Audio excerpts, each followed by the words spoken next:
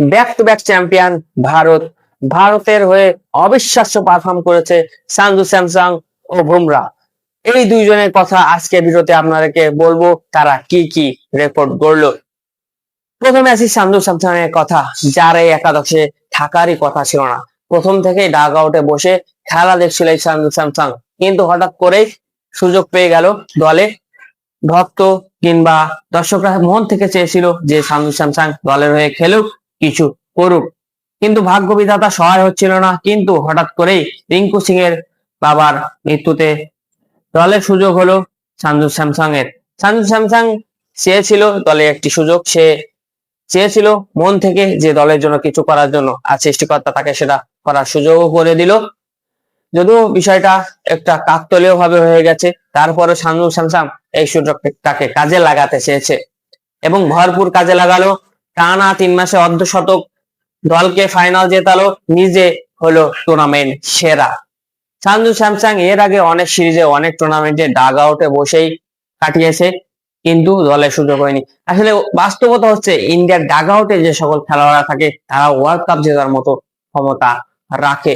এই জন্য সঞ্জু স্যামসং এর হয়তো আফসোস করার কথা নয় যে সে সুযোগ কেন পাচ্ছে না, সে জানে কি কারণে সে সুযোগ পাচ্ছে না। তবে যখন সে সুযোগ পাবে তখন নিজেকে উজাড় করে দেবে এবং সে সেটাই করেছে। এখন সে ভারতীয়দের হিরো বনে গেছে।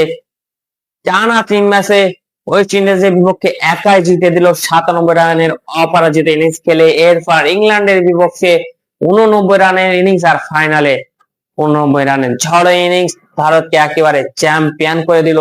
এবার আসি জাসপ্রীত বুমরার কথায়। আসলে জাসপ্রীত বুমরার কথা নতুন করে বলার কিছুই নেই।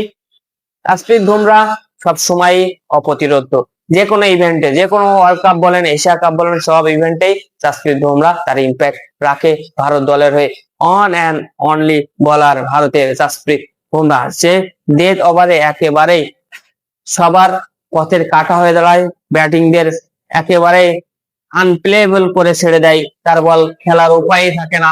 ইংল্যান্ডের বিপক্ষে ম্যাচটা দেখেন, সেখানে কিন্তু একেবারে হারতে চলেছিল ভারত, সেই সময় পথে বাধা হয়ে আসে এই জাসপ্রীত বুমরা।